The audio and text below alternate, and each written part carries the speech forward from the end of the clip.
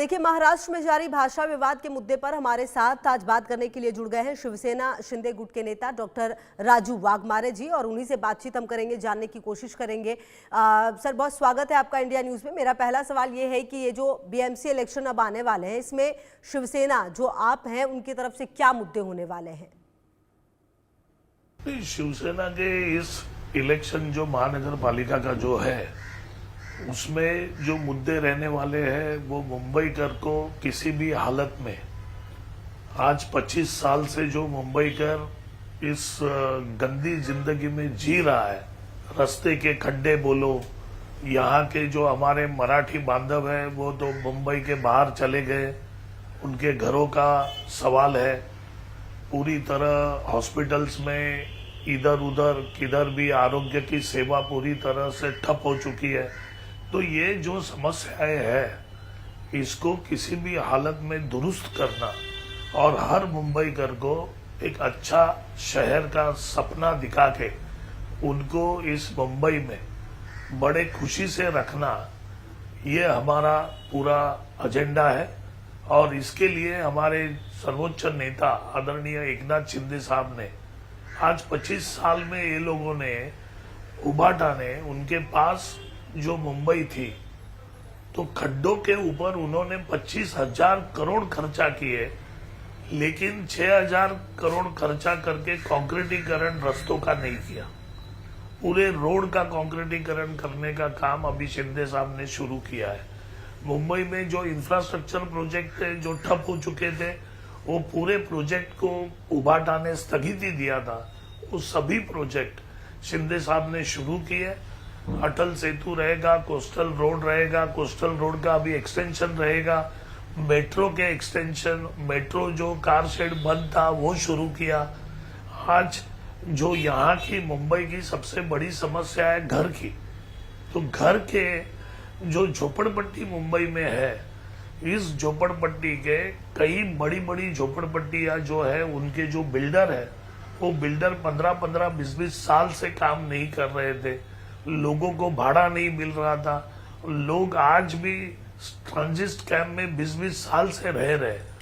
तो उनके लिए हमारे एकनाथ शिंदे साहब ने एक योजना लाई कि मुंबई के ये जो झोपड़पट्टियां है, ये झोपड़पट्टियां जो सरकारी इंस्टीट्यूट है, जैसे MSRDC है, सिडको है, BMC है, म्हाडा है, ये इस तरीके के इंस्टीट्यूट वो प्रोजेक्ट अपने पास लेगी और वो प्रोजेक्ट को पूरा करेगी। उसका सबसे बड़ा उदाहरण मैं आपको देता हूं कि रमाबाई कॉलोनी जो मुंबई स्थित एक झोपड़पट्टी है, जहां 15 से 20,000 लोगों की तादाद है, वह उस झोपड़पट्टी को MSRDC के माध्यम से शिंदे साहब ने उसका झोपड़पट्टी का SRA का प्रोजेक्ट चालू किया। आज 15,000 लोगों को उन्होंने भाड़ा देके, जो भाड़ा 20 साल से नहीं मिल रहा था, उनको 15,000 लोगों को 20 साल से जो भाड़ा नहीं मिल रहा था, वो भाड़ा देके उस झोपड़पट्टी का काम उन्होंने शुरू किया। तो इस तरीके के जो भी योजनाएं, आज गिरनी कामगार जो मुंबई का है वो बाहर जा रहा है, उनको मुंबई में घर देना, इंफ्रास्ट्रक्चर देना, मुंबई के रोड का कंक्रीटीकरण करना, मुंबई के जितने हॉस्पिटल्स है उसमें सुविधा लेके आना, उसमें दवाइयाँ या अदर जो इंफ्रास्ट्रक्चर है वो जो कम है वो जल्द से जल्द लेके आना। तो मुंबई को एक पूरी तरह से इंटरनेशनल सिटी बनाने का काम आज हमारी शिवसेना के एजेंडे के ऊपर है, और उससे हर मुंबईकर को इस मुंबई में रहने की सुविधा मिल जाएगी। जी बिल्कुल। अच्छा सर, चलिए, ये बात तो आपने बता दी कि BMC में किस तरीके से आपकी तैयारी है, लेकिन एक सवाल ये भी है कि पिछले कुछ समय से जो मराठी हिंदी विवाद चल रहा है, जिस तरीके से लोगों को मारा गया और भी कई तस्वीरें सामने आई, उस पर आपकी क्या राय है? देखिए, इस महाराष्ट्र में, पुरोगामी महाराष्ट्र में जो शिव छत्रपति शाहू फुले अंबेडकर जी का महाराष्ट्र है, इसमें ना कभी मराठी हिंदी का वाद था ना कभी रहेगा। ये कुछ चंद पार्टियां हैं जो अपने अस्तित्व के लिए, क्योंकि उनका अस्तित्व पूरी तरह से खत्म हो चुका है, ना उनके पास कोई मुद्दे हैं, ना उनके पास कोई इशू है।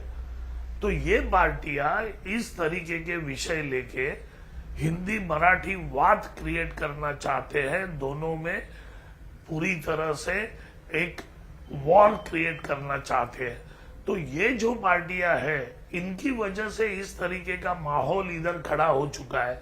नहीं तो हिंदी मराठी तो मुंबई में हर आदमी जो मराठी बोलता है वो हिंदी बोलता है, जो हिंदी बोलता है मोस्ट ऑफ द हिंदी जो पब्लिक है वो उनको मराठी समझता है और मराठी बात भी करते हैं। ये अलग बात है कि कोई मुंबई में कल आया है तो उसको आज मराठी नहीं आएगा, लेकिन मुंबई में रहने वाले हमारे हिंदी भाषी उनको सबको मराठी समझता है, सबको मराठी बात करते हैं। तो ये जो विवाद है, ये विवाद बिल्कुल असल में नहीं है। रही बात जो सरकार ने डिसीजन ली थी त्रिभाषा सूत्र की, तो उसके लिए अभी मुख्यमंत्री जी ने कमेटी का गठन किया है। तो वो कमेटी उसके ऊपर लोगों से राय लेके इसके बारे में अपना फैसला देने वाली है, और जो भी वो कमेटी फैसला देगी या उसका जो वो अपने को उसके जो रुत है वो प्रोवाइड करेगी, उसके ऊपर मुख्यमंत्री जी और सरकार निर्णय लेने वाली है। लेकिन हमारे ख्याल में भाषा जो है वो भाषा सभी को आनी चाहिए। मराठी को सख्ती हमने इस महाराष्ट्र में की। आज हर स्कूल में मराठी आपको पढ़ाना ही पड़ेगा, लेकिन उसके साथ साथ अलग भाषा भी आपको आनी चाहिए। हमारे दूसरे कोई भी भाषा के प्रति हमारे दिल में या हमारे पार्टी के कार्यकर्ताओं के दिल में किसी दूसरे भाषा की तरफ द्वेष नहीं है, ना हिंदी की तरफ द्वेष है, ना हिंदी भाषियों की तरफ द्वेष है।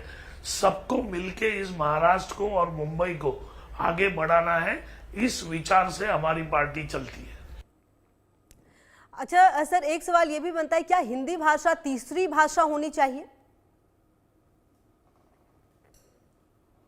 देखिए, इसके ऊपर अलग अलग ख्याल है कि तीसरी भाषा हिंदी होनी चाहिए या नहीं, बट मेरा स्पष्ट मत है कि आप कितना भी बोले, इस महाराष्ट्र के अंदर हिंदी जो भाषा है वो तीसरी भाषा ऑटो डिफॉल्ट है। मतलब या तो मुंबई में या महाराष्ट्र में रहने वाला वो मराठी बात करता है सबसे पहले, नहीं तो हिंदी बात करता है, नहीं तो इंग्लिश बात करता है। तो हिंदी भाषा को अगर आप आपके सिलेबस से भी निकाल दो, उसके बावजूद भी हिंदी तीसरी भाषा इस महाराष्ट्र में रहने वाली है। तो अगर वो भाषा है तीसरी तो उसको पढ़ाने में कुछ मुश्किल नहीं है। अभी 5th स्टैंडर्ड से तो हम हिंदी पढ़ाते हैं। आपका जो ख्याल है कि हम जो बोल रहे थे कि हिंदी शुरू से करनी चाहिए, तो इनका ख्याल है शुरू में नहीं चाहिए। ये मुद्दा कोई वाजबी नहीं है, क्योंकि जो बच्चा अगर शुरू में सीखेगा तो उसको भी अच्छा लगेगा। बट अगर आपको लगता है कि उसके ऊपर प्रेशर है तो 5th स्टैंडर्ड से हमने तो रखा ही है हिंदी।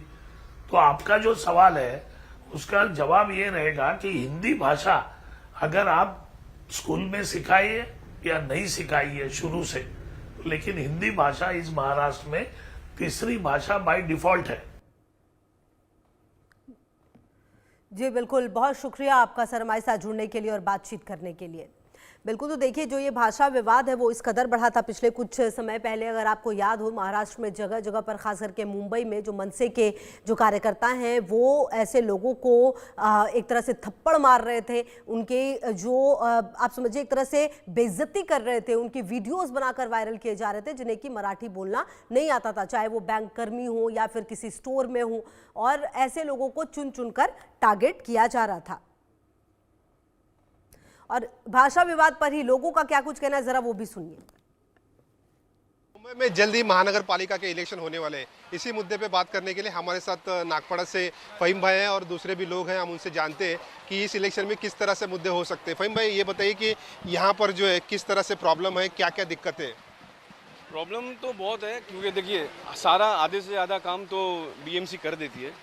अब बात रही कि आने वाला इलेक्शन जो है, अब इसमें कोई नया ऐसा मुद्दा नहीं है। जो पुराने मुद्दे हैं, जैसे कि गटर, जैसे कि खड्डे, इलीगल बिल्डिंग कंस्ट्रक्शन, पार्किंग, ये चीज़ को लेकर हमको आगे और बात करना है। क्योंकि अब तक के जितने भी लोग आते हैं नगर सेवक के इलेक्शन लड़ने के उसमें आते हैं ना, तो इसमें कोई ये चीज़ मुद्दा नहीं उठाता है। क्योंकि ये सब काम तो बीएमसी कर ही रही है। अब हम चाहते हैं कि कोई नया ऐसा हो डेवलपमेंट को लेकर, या बीएमसी के इतने फंड है जो प्रॉपर नगर सेवक अपनी जगह यूटिलाइज करे, हम ऐसे कैंडिडेट को चुन के लाना चाहते हैं। तो आपको क्या लगता है, क्या दिक्कत है, क्या प्रॉब्लम है यहाँ पर पालिका की, बीएमसी की? नहीं, बीएमसी तो अपना काम कर रही है और बेस्ट भी करती है, ऐसा नहीं है। सबसे ज़्यादा दिक्कत यहाँ बॉम्बे में अपने अपने मदनपुर में खास करके प्रॉब्लम है, पार्किंग का सबसे ज़्यादा प्रॉब्लम है। कहीं अगर रात को आप 9 बजे आते हो ना, तो आपको गाड़ी खड़ी करने की जगह ही नहीं मिलेगी। या रात बिरात किसी पेशेंट कोई हो गया, कुछ प्रॉब्लम हो गया, उसको हॉस्पिटल ले जाना है, तो आप उसको ले नहीं जा सकते हैं, वो गोद में उसको ले जाना पड़ेगा आपको। ये कदम बहुत ज़्यादा पार्किंग का प्रॉब्लम है। बाकी और जो भी है बेस्ट करेंगे इलेक्शन में, जो अच्छा रहे उसको हम चुनेंगे इंशाल्लाह। आपको क्या लगता है, क्या दिक्कत है बीएमसी की? सर बीएमसी का कोई दिक्कत नहीं, बस सब अच्छा ही चल रहा है यहाँ पे। मसला ये मेरा नरेंद्र मोदी से सवाल है सीधा। यहाँ पे हिंदुस्तान में इतने कर्जे हो गए हैं, उसको अदा कैसे करेंगे? अभी ये तो कितने 76 साल के हो जाएंगे, इनका तो गवर्नमेंट चला जाएगा, मतलब ये तो चले जाएंगे प्रधानमंत्री से। ये कर्जा कैसे अदा होगा, ये पहले सोचे। मेरा सवाल ये है। बीएमसी को भी कर्जा है? बीएमसी ने हर एक आदमी के ऊपर 4 लाख के करीब हर एक हिंदुस्तानी को है कि नहीं है? आप बताइए, है कि नहीं है ना? ये बीएमसी की क्या दिक्कत है? बीएमसी के बारे में मुझे मेरा सवाल सिर्फ नरेंद्र मोदी से है, भाई इसका कर्जा अदा कैसा होगा हिंदुस्तान का? भाई मैं आप बताइए कि 3 साल से नगर सेवक नहीं यहाँ पर, तो लोगों को क्या दिक्कतें आ रही है? लोगों को क्या दिक्कतें आ रही है? लोगों को दिक्कत तो देखो, नगर सेवक है या नहीं है, हमारी निगाह में एक वही है। क्योंकि देखो नगर सेवक भी काम कराएगा तो बीएमसी से करवाएगा। ये है कि मुद्दा सही प्रॉपर उठना चाहिए। बीएमसी में अगर आप टाइट रहोगे तो ही आपका काम नगर सेवक का होएगा अच्छे से। और लोगों का मुद्दा इतना हो चुका है ना कि यहाँ के नगर सेवक को सिर्फ, यहाँ कहीं के भी नगर सेवक अब सिर्फ हो गए हैं भाई, देखो राजनीतिक पॉलिटिक्स हो गई है, धर्म और जाति को लेकर, विकास को लेकर, डेवलपमेंट को लेकर। यहाँ इतने इशू है पार्किंग को लेकर, पानी को लेकर, बेरोजगारी को लेकर। इस तरीके से इलेक्शन कोई नहीं लड़ता है। तो ये जो नगर सेवक लोग बोलते हैं ना कि नहीं, जो लड़ने के लिए आएंगे, जो उम्मीदवार रहेंगे, हम गटर कर देंगे, मोटर कर देंगे, तो हमारे पास ऐप्स इतने हैं, व्हाट्सएप पे इतने बीएमसी के ऐप्स हैं, हम एक बटन दबाते हैं, हमको बीएमसी की फैसिलिटी मिल जाती है। कुछ नया मुद्दा हो, जैसे यहाँ पर आप अभी लोकल इशू कितने हैं, पानी के मुद्दे, गटर के इतने मसले हैं, तो ये चीज़ को लेकर इसमें अपने को काम करना है। भाई आप क्या बताएंगे, 3 साल नगर सेवक नहीं है यहाँ पर, तो लोगों को क्या दिक्कतें आ रही है? लोगों की जो प्रॉब्लम है वो नगर सेवक सब हैंडल करते थे, नगर सेवक सब देखते थे, लेकिन अभी नगर सेवक 3 साल से नहीं है, तो क्या दिक्कतें आती है? असल में हमारे एरिया में जो लोकल काम करने वाले हैं बेचारे, वो लोग इस काम को अंजाम दे रहे हैं अपने तरीके से, कहाँ से कैसे करके वो अपने, जैसे मिसाल के तौर पर हमारे कासिम भाई करके हैं, ऐसे बहुत सारे लोग हैं अपने अपने एरिया में। वो उनको हम लोग कहते हैं तो बेचारे कहीं से कुछ काम कर अरेंज करते वो लोग। तो नगर सेवक नहीं तो उसकी कोई दिक्कतें नहीं है? नहीं, दिक्कत तो है, नगर सेवक नहीं है तो दिक्कत है। नगर सेवक दिक्कत तो रहती नहीं रहे तो दिक्कत नहीं है तो फिर अगर हमारा कोई प्रॉब्लम उनको जाकर हम कहते हैं, वो मेरा काम फर्स्ट क्लास होता है। अभी हम दूसरों को पकड़ना पड़ता है जो उस टच में रहते हैं, तो या फिर बीएमसी से कैसे करके वो लोग अपना काम कराते हैं बेचारे। ये दिक्कत बहुत ज़्यादा आती है। अच्छा, तो मैं ये बताइए कि ये इलेक्शन में मराठी और हिंदी का मुद्दा होगा क्या? ये मुद्दा होगा क्या? नहीं होगा, ज़रूर होगा। मैं एक मराठी हूँ, born and brought up in Mumbai, और मुद्दा होगा और होना चाहिए, क्योंकि हम भी चाहेंगे कि कोई मराठी मेयर बने, कोई मराठी डेप्यूटी मेयर बने। हम भी यही चाहेंगे कि कोई मराठी रहे। अभी ये गुजरात से या राजस्थान से आके कोई भी हमको नहीं चलेगा, क्योंकि हम भी मराठी है, हम भी मुस्लिम है, मुस्लिम मराठी है, क्योंकि हमको भी राइट्स है ना कि हमारा मराठी रहे। अभी गुजरात में आप किसी मराठी को बना के दिखाएंगे क्या मेयर? गुजरात में आप मराठी बना के दिखाओ, आप एमपी में जाके कोई मराठी बना के, तो महाराष्ट्र में मराठी ही बनेगा ना। तो सारा चीज़ भाषा को लेकर ही है भाई। जो स्टेट में आपको रहना है, हम वो लैंग्वेज बोलेंगे, अगर नहीं आती तो सीखेंगे। लेकिन कुछ इसमें सांप्रदायिक लोग हैं जो आके आपके गले पे हाथ रख के बोले कि आप मराठी बोलो, तो हम नहीं बोलने वाले। जैसा उनका महाराष्ट्र है, जैसा उनका देश है, वैसा हमारा महाराष्ट्र है, हमारा देश है, हमारा मुंबई है।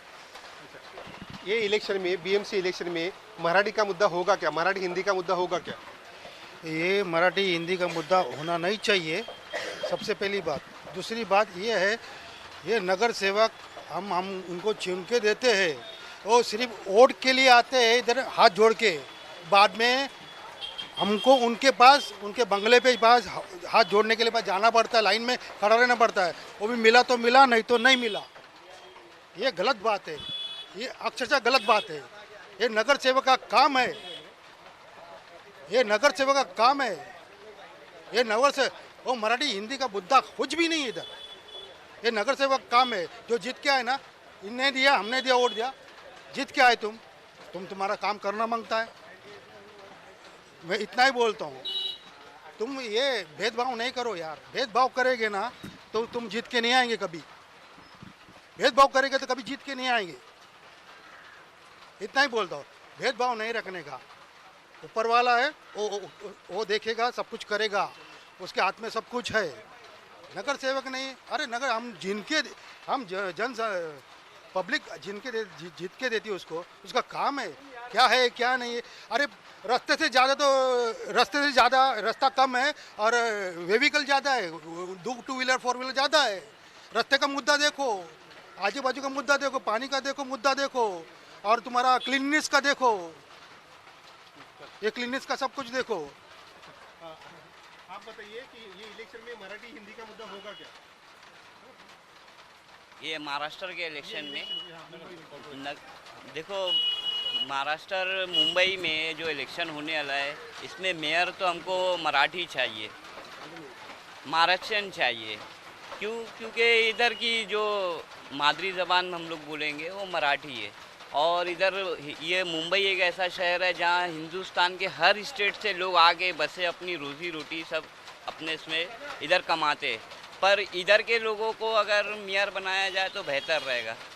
जैसे एक घर रहता है, घर का जो बूढ़ा रहता है या जो पुराना रहता है वो घर का बड़ा रहता है, वैसे ही इधर पे भी जो है महाराष्ट्र के अंदर मेयर जो है मराठी मानूस ही होना चाहिए, ना कि कोई बाहर का हो, जिसका बाहर से, जैसे यूपी बिहार से जिसका, अदर स्टेट से जिसका वास्ता हो, वो चीज़ नहीं होना चाहिए। क्योंकि मराठी है वो इधर के लोगों को जानता है और इधर की चीज़ें क्या